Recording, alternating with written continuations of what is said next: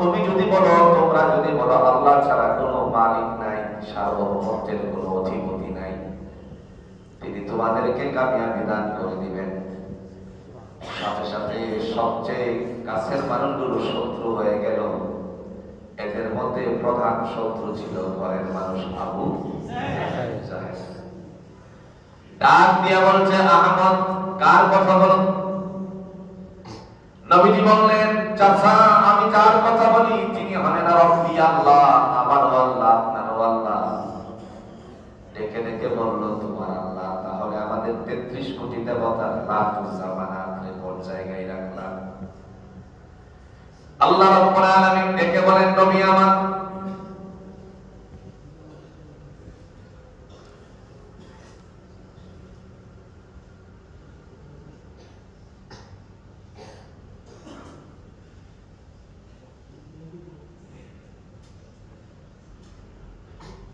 আল্লাহ পাক রব্বুল আলামিন ডেকে বললেন, নবী আমার,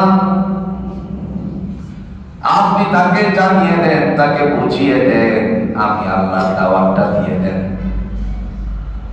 ওয়া ইলাহুকুম ইলাহুন ওয়াহিদ লা ইলাহা ইল্লা হুয়ার রাহমান লা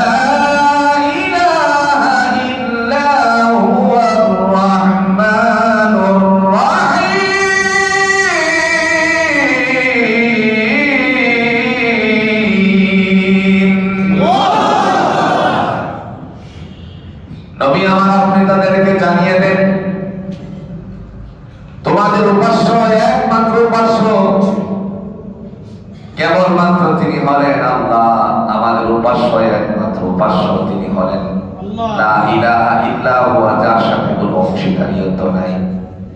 হুয়ার রহমানুর রহিম, তিনি হলেন পরম করুণাময় এবং দয়ালু। জোরে বলেন কে? জোরে বলেন কে? ঘরের মানুষ, আপন মানুষ বিদ্রোহ করল। বিদ্রোহ করে মুসলিম যারা হয়েছিল তাদের উপরে অত্যাচার চালানো। শুধু তাই নয়, মুহাম্মদ সাল্লাল্লাহু আলাইহি সাল্লামকে শেষ পর্যন্ত বিদায় করে দেওয়ার পরিকল্পনা করলো। খুব ভালো করে বুঝেন, এদিকে খেয়াল করেন। নবীজি সাল্লাল্লাহু আলাইহি সাল্লামকে দুনিয়া থেকে গলা ছাপা দেওয়ার পরিকল্পনা করলো। ইতিহাসের পাতায় স্মরণ করে লেখা, সেদিন মাথা উঁচু করে একজন দাঁড়িয়েছিলেন, তিনি ছিলেন খাত্তাবের সন্তান ওমর। নবীকে বিদায় করে দিবেন আর ইসলামের সুশীতল ছায়াতলে তারা আশ্রয় নিয়েছে, তাদেরকে দুনিয়ার জমিন থেকে নেস্তানাবুদ করে দিবেন। তার মানে হলো দেশের অশান্তি সৃষ্টিকারী সেই সময়ে আবু জাহেলের চেয়ে জোরে বলুন তো আমি ইসলামে কেউ ছিল নাকি? শেষ পর্যন্ত যখন আল্লাহ পাক রব্বুল আলামিনের বান্দা মাথা উঁচু করে রওনা করলেন, আল্লাহ নবীকে বিদায় করবেন, সেদিন বলছিল তার সন্তান ওমর, তুমি ছাড়া আজকে আমি কাউকে মনে মনে কামনা করিনি। তিনি তরবারি উঁচু করে রওনা করলেন। প্রতিমধ্যে রাসূলুল্লাহ সাহাবীর সাথে সাক্ষাৎ হয়ে গেল, যার নাম ছিল আব্দুল্লাহ। গোপনে আল্লাহ নবীর কাছে মুসলমান হয়েছিলেন। আল্লাহ পাক রব্বুল আলামিনের বান্দা দেখে বললেন, ও তাদের সন্তান ওমর, কোথায় যাচ্ছ? আহমদ, তাকে দুনিয়া থেকে বিদায় করতে যাচ্ছি। নবীজির একটা নাম ছিল মুহাম্মদ সাল্লাল্লাহু আলাইহি ওয়াসাল্লাম। দেখে বলল, তুমি কি তোমার দেহটার সাথে তোমার কল্লাটা, তোমার মাথাটা নাকি ফেরত নিয়ে আসতে পারবে নাকি? তার উদ্দেশ্য কি ছিল? উদ্দেশ্য ছিল যে এইভাবে মাথা উঁচু করে যাচ্ছ, মুহাম্মদ সাল্লাল্লাহু আলাইহি ওয়াসাল্লামের কাছে যাওয়ার পরে কোরআনের ছায়াতলে, ইসলামের ছায়াতলে আল্লাহর সার্বভৌমত্বের মধ্যে তোমার মাথা নত হয়ে যাবে। উদ্দেশ্য ছিল এটা, মাথা আলোক করার কথা বুঝতেছে। শোনা মাত্র একটা থাপ্পড় মেরে দিল, জমিনে পড়ে গেছে। অথবা আল্লাহর বান্দা যখন পুনরায় হাঁটতে শুরু করলো, পিছন দিক থেকে মাথা উঁচু করে ডাক দিয়ে বলল, খাত্তাবের সন্তান ওমর, তুমি রাসূলুল্লাহর বাড়ির রাস্তাটা করো, এখান থেকে তোমার বোনের বাড়ির রাস্তা ধরো। গিয়ে দেখো তোমার বোন আর ভগ্নিপতি তো আল্লাহ নবীর কালিমা পড়ে কোরআনের ছায়া তলে মাথা নত করেছে। বলিস কি যাও গিয়ে দেখো। গেছেন, যাওয়ার সাথে সাথে আল্লাহ রাসূলের আনিত বিধান কোরআনুল হাকিম থেকে বোন তেলাওয়াত করছিলেন, তিনি সব বন্ধ করে দিলেন। ভাইয়ের পায়ের শব্দ শোনার সাথে সাথে কোন প্রশ্ন করলেন না, গিয়ে মাইক শুরু হয়ে গেল একজন। মারতে মারতে ক্লান্ত হয়ে গেলে বোনকে বাঁচানোর জন্য ভগ্নিপতি এগিয়ে আসলো। দুজনেই সমান তালে মারল। একটি পর্যায়ে আল্লাহ পাক রব্বুল আলামিনের বান্দা খাত্তাবের সন্তান ওমর যখন বলল তোরা কালিমা ছাড়বি না, বোন ডেকে বলে ভাইয়া দেহের সাথে বিন্দু পরিমাণ প্রাণ যতক্ষণ পর্যন্ত লেগে আছে আল্লাহর নবীর শিখানো কালিমা ছাড়তে পারি না। কি যেন পড়তেছিলে? জিজ্ঞেস করলো কি যেন পড়ছিলে? একটু পড়ে শোনা পড়ো।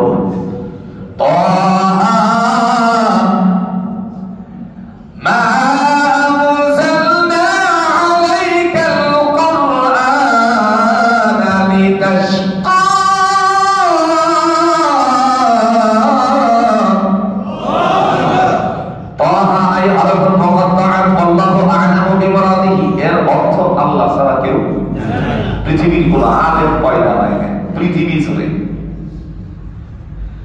মা আনজালনা আলাইকাল কুরআনা লিতাশকা, নবী আমার আপনাকে এই কিতাব ক্লেশ দেওয়ার জন্য অবতীর্ণ করি নাই। তার মানে জিবরাইল আমিন আসার পর রাসূল তাড়াহুড়া করে মুখস্থ করার চেষ্টা করতেন। আল্লাহ বলেন মুখ লড়ানোর প্রয়োজন নাই, তাড়াহুড়া করার প্রয়োজন নাই, শুধু শুনে যান, ওঠু আপনার অন্তরকরণে আমি কোরআন ঢুকিয়ে দিব। যেই মাত্র শুনলো অন্তরের মধ্যে একটা ধাক্কা লাগছে। কি লাগছে? ধাক্কা। কারণ এই বাণীটা কার? আল্লাহ।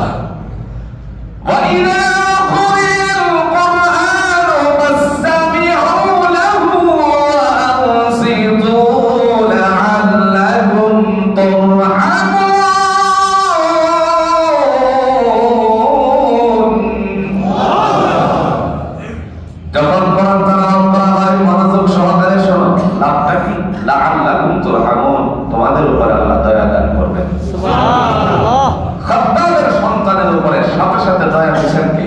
আল্লাহ। যার কারণে অন্তরকরণ একটা বাড়ি করছে। নবীজির কাছে গেল মুসলমান হওয়ার উদ্দেশ্যে। রাস্তার মধ্যে দুইজন সাহাবী দেখতে পেল খাত্তাবের সন্তান ওমর আসতেছে। রাসূলের কাছে গিয়ে বলতেছে ইয়া রাসূলুল্লাহ, ওমর আপনাকে মারতে আসতেছে। নবীজি বলেন সোজা আমার কাছে আসতে দাও। সেই মাত্র বলল সোজা আমার কাছে আসতে দাও। সাহাবীদ্বয় নবীজিকে বিরূপ প্রতিক্রিয়া জানালেন না। ইচ্ছে করলে সেই জায়গায় বলতে পারতেন এটাই হলো কমান্ড। দায়িত্বশীলদের দায়িত্ব গ্রহণ করা এবং দায়িত্ব অনুযায়ী কাজ করা, এটাই হলো ইসলাম। আমাদের বাংলাদেশে আল্লাহ ক্ষমা করুন, দায়িত্বশীলের দায়িত্ব যে কি সেটাই তো আমরা বুঝি না। ঠিক না? দায়িত্বশীলের দায়িত্বই বুঝি না। ডিসিপ্লিন যে কি বিষয়, এর দ্বারা শান্তি কতটুকু আমরা তা বুঝি। এখানে প্রতিবাদ জানাতে পারতেন ইয়া রাসূলুল্লাহ, আপনি কি বলছেন? ওমর তো আসতেছে আপনারে মারার জন্য, আপনি বলছেন আসতে দিতে না, না এটা হতে পারে না। বলতে পারতেন? বলতে পারতেন, কিন্তু বললেন না কেন? কোরআনের সূরাতুন নিসার ৮০ নম্বর আয়াতে আল্লাহ বলছেন খবরদার বলার অধিকার নেই। মান ইউতি'ir রাসূলা ফাকাদ আতা আল্লাহ ওয়া মান তাওয়াল্লা ফামা আরসালনাকা আলাইহিম হাফিযা। যারা আমার নবীর হুকুম মান্য করলো তারা আমি আল্লাহরে মানে। তার মানে স্পষ্ট, রাসূল বলছে আসতে দাও, বিরোধিতা করার কোনো সুযোগ নাই।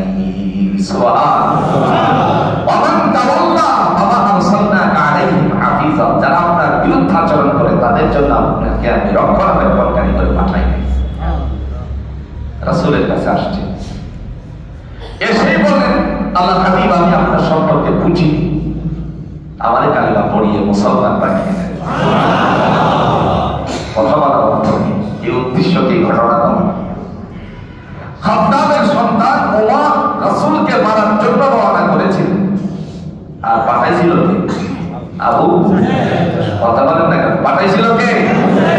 আবু জাহেল। আবু জাহেলের উদ্দেশ্য ছিল জমিন থেকে খতম করতে হবে। তার মানে স্পষ্টতর হয়ে গেল ইসলামের মানুষকে যারা খতম করে দিতে চায় তারা হলো আবু জাহেলের সাল্লি ফাল্লি। যারা ইসলামকে গ্রহণ করে কালিমাওয়ালা হয়ে যায় তাদের বিরুদ্ধাচারণ যারা করে তাদের জমিনের মধ্যে জুড়ে বলুন তো মিটিয়ে যাওয়ার দায়িত্ব কে নিয়েছে? জুলুমের শাস্তি আল্লাহ দেয়। মজলুম শুধুমাত্র কাঁদে, চোখের পানি ছাড়ে। রাসূল বলেন মজলুমের দোয়া মসজিদকালেও আল্লাহ ফিরিয়ে দেন না। আমি আসলে কথাটা ওইভাবে বলতে চাইনি, তারপরেও বলতে হয়। আর যেন মনে পড়ে গেল মরহুম আল্লামা দেলোয়ার হোসেন সাঈদী রাহিমাহুল্লাহ, যিনি বলেছিলেন আল্লাহ জমিনের মধ্যে যারা আমাকে অপদস্থ করেছে তাদেরকে তুমি ল্যাপটা করে দিও। আজ প্রত্যেকটা ধাপে ধাপে ধাপে ধাপে যেন বাস্তবায়িত হচ্ছে। মজলুমের দোয়া মসজিদকালে আল্লাহ ফিরিয়ে। আজ কি মনে আছে আপনাদের ছোট ছোট তালেব ইলমদেরকে শাপলা চত্বরে বিচারে পরিণত হয়েছে আল্লাহ মজলুমের দোয়া আল্লাহ ফিরিয়ে দেন না। ইতিহাস কি আমার ভাইরা বরাবর হলো মক্কা থেকে বের করে দিল, মদিনায় আল্লাহর নবী চলে গেলেন। সেখানে যাওয়ার পরেও দেখা গেল মক্কা থেকে থেকে আবু জাহেলের পরিকল্পনার কোনো কমতি ছিল না। তার মানে যারা জালেম হয় তারা যেখানেই যায় সেখানে বসে বসে পরিকল্পনা করে। বুঝছই না মানো? কিশোরগঞ্জের ভাষাটা দিলেন নাকি? বুঝছই না মানো? প্রিয় ভাইয়ের আমার, পরিকল্পনার জাল বিস্তার করতে করতে শেষ পর্যন্ত আল্লাহর নবী বদর নামক একটা জায়গার মধ্যে গিয়ে অবস্থান করলেন সাথীদেরকে নিয়ে। ওই জায়গাতেও দেখা গেল তাদেরকে দুনিয়ার জমিন থেকে বিদায় করে দেওয়ার জন্য পরিকল্পনা করে 1000 সৈন্য নিয়ে উপস্থিত হয়ে যায়। তাদের মধ্যে অস্ত্র সজ্জিত ছিল, বাহন ছিল, ঘোড়া ছিল। নবীজি 313 জন, প্রথম নম্বরে 311 জনকে ইনপুট করলেন। 311 জনকে নিয়ে রাসূলুল্লাহ সাল্লাল্লাহু আলাইহি ওয়াসাল্লাম যখন কথা বলছিলেন, মুহূর্তের মধ্যে আল্লাহ পাক রব্বুল আলামিনের বান্দা তো এসে হাজির হয়ে গেল। একই মায়ের গর্ভজাত সন্তান, যুবক। 2 জন ভাই উপস্থিত হয়ে বলতেছেন, ইয়া রাসূলুল্লাহ, আমি শুনেছি আপনারা বদরের ময়দানে আবু জাহেলের বিরুদ্ধে লড়াইয়ের জন্য প্রস্তুতি নিচ্ছেন, সে নাকি আসতেছে। কয়শো? 1000। কত? আচ্ছা, আমি সংখ্যা কয়জন? 311 প্রাথমিক। 2 ভাই এসে জড়ো হয়ে হলো 313। বুখারীর বর্ণনায় আবু আব্দুল্লাহ মুহাম্মদ ইবনে ইসমাঈল রাহিমাহুল্লাহ তাআলা কিতাবুল মাগাজি চ্যাপ্টারে উল্লেখ করেছেন, 2 ভাই এসে বললেন, আল্লাহর হাবিব, যে আবু জাহেল আপনার বিরুদ্ধে লড়াইয়ের জন্য রওনা করেছে, মক্কায় আপনারে থাকতে দেয় না। মদিনায় যাওয়ার পরে সেখান থেকে আপনারে বিরুদ্ধাচরণ করে উস্কানি দিত। বদরের প্রান্তরে আসছেন একটু শান্তিতে বসবাস করার জন্য, সেখানেও আপনার বিরুদ্ধে সে লেগে গেছে। তার মানে জালেমরা যেখানে যায় সেখানেই তারা সেই আগের কাজই করে।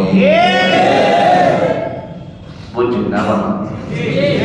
না বুঝলেন? ঢুলির যদি ঢোল না থাকে, ব্যাট হইলে কথা বুঝেন নাই? ব্যাট হইলে বাজা, কারণ ঢুলির কাজ কি? ঢোল বাজানো। ঢোল নাই, ব্যাটের মধ্যে আঙ্গুল নাড়াচাড়া করে। এমন অবস্থায় আল্লাহ রাব্বুল আলামিনের বান্দাদের গিয়ে বললেন, ইয়া রাসূলুল্লাহ, আমাদেরকে আপনার সাথী বানান। নবীজি এইভাবে তাকালেন। স্পষ্ট, তার মানে মোটা সোটা আছে। রাসূল বললেন তুমি থাকো। ছোট ভাই যার নাম ছিল মুআফিজ রাদিয়াল্লাহু তাআলা বললেন তুমি বাড়িতে চলে যাও। বলেন ইয়া রাসূলুল্লাহ, আমি কেন বাড়িতে চলে যাব? আমার ভাই কেন যুদ্ধের ময়দানে থাকবে? নবীজি ডেকে বলেন যুদ্ধ করার জন্য শক্তি সামর্থ্যের প্রয়োজন আছে। কিসের দরকার? সাহাবী চিৎকার করে বললেন আল্লাহর হাবিব আপনি কি করে বুঝলেন আমার গায়ে শক্তি কম? রাসূল বললেন তোমার তো দেখতেই বোঝা যায় ছড়া চিহ্ন। হোক না বুঝি তো আপনাদের শ্রীপুরের ভাষা কি? হোক না। রাসূল বললেন আগামীতে যদি যুদ্ধ হয় তাহলে আসো। তিনি ডেকে বললেন ইয়া রাসূলুল্লাহ, আমি যদি আমার ভাইকে শক্তি পরীক্ষায় পরাজিত করতে পারি, দিনের নবী ওয়াদা করো আমাকে বদরের ময়দানে রাখবে কিনা? রাসূল মুস্কি হেসে বললেন যদি তুমি আজকে তোমার ভাইকে পরাজিত করতে পারো, আমি নবী ওয়াদা দিলাম আবু জাহেলের বিরুদ্ধে লড়াই করার জন্য আমার সাথী তোমারে বানাবো।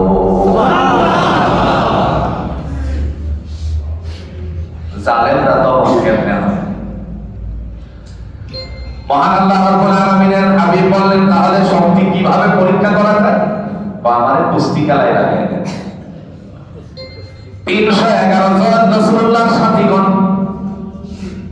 সকলের সামনে রাসূল বললেন এটা আক্রমণ শুরু করো। কুস্তি খেলায় লাগার আগে বড় ভাইকে ছোট ভাই একটা চোখে ইশারা মারলো। সাহাবীরা কেউ বুঝলো না, ডেকে ডেকে ইশারায় বলে দিলেন ভাইয়া তুমি তো জানো তোমার গায়ে শক্তি বেশি, আমিও জানি। যদি তোমার শক্তিটা আজকে প্রয়োগ করো তাহলে দিনের মন নবী আমাদের বদরের ময়দান থেকে বিদায় করে দিবে। সমস্ত শক্তিটারে বিসর্জন করে দিয়ে বুকটার উপরে ওঠা মতন একটু সুযোগ করে দিও।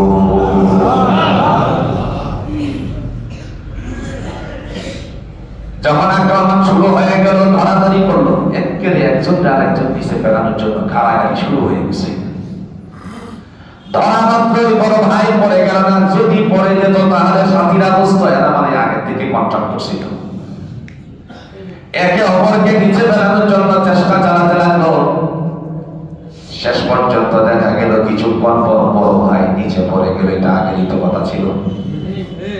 বুকের উপরে উঠে হাত উঁচু করে দিয়ে বললেন ওগো আল্লাহর হাবিব বলুন আমি বদরের ময়দানে থাকতে পারবো কিনা? নবীজি বলেন যাও যাও, তোমার বদরের ময়দানে থাকার অনুমতি দিয়ে দিলাম। এখন কতজন হইল? জোরে 300। এই দিক দিয়ে আবু জাহেল চলে আসছে, একটা পাহাড়ের উপরে সে আশ্রয় নিয়েছে। আমি সেই পাহাড়ে উঠেছি বদরের ময়দানে। আবু জাহেল যে পাহাড়ের উপরে ঘাঁটি কাটছিল এই পাহাড়ে আমি উঠছি। যেই পাহাড়ে আল্লাহ ফেরেশতাদেরকে আল্লাহ নামাইছিলেন ওই পাহাড়ে আমি উঠছি। আমার ভাইরা, মহান আল্লাহ পাক রব্বুল আলামিনের পক্ষ থেকে ফয়সালা হয়ে গেল যেহেতু 1000 ঘোড়াও আছে তাদের সারথ বেশি। সাহাবীরা দেখে দেখে মন মরা হয়ে গেছে, কারণ 1000-এর বিরুদ্ধে জুড়ে বলেন কতজন? 300। কেন মন মরা হওয়াটাই স্বাভাবিক, মনের ভিতরে অস্থিরতাটা আসাই তো স্বাভাবিক। আচ্ছা, রাসূল দেখলেন চেহারাগুলি খুব মলিন। কি মলিন? আল্লাহর নবী আস্তে করে ঢালু জায়গা থেকে উপরে উঠলেন, একটু ঢালু জায়গা থেকে একটু উপরে উঠলেন। উঠে সেখানে গিয়ে একটা সিজদা দিল। সিজদা দিয়ে আল্লাহর কাছে ডাক দিয়ে বলেন মাতা নাসরুল্লাহ।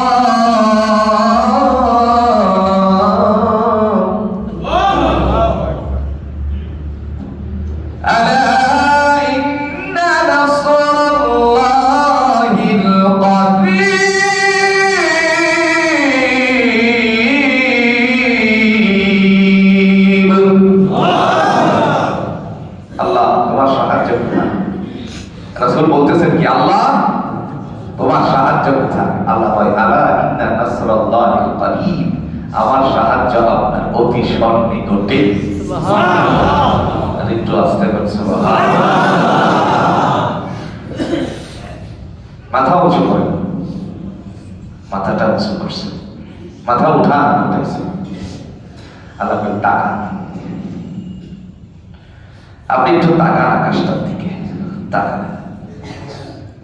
সাথে সাথে আল্লাহ পাক দেখে বললেন, আপনার সাথে যারা মুমিনরা মনে মনে বলতেছে এরা 1000 আমরা 313 কেমনে পাই, এদেরকে আপনি বলেন আমার পক্ষ থেকে 3000 ফেরেশতা সহযোগিতার জন্য বন্দোবস্ত করে রেখেছে।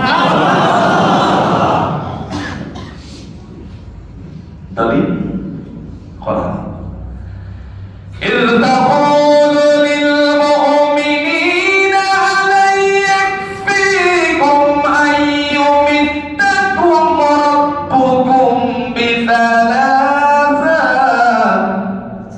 بثلاثة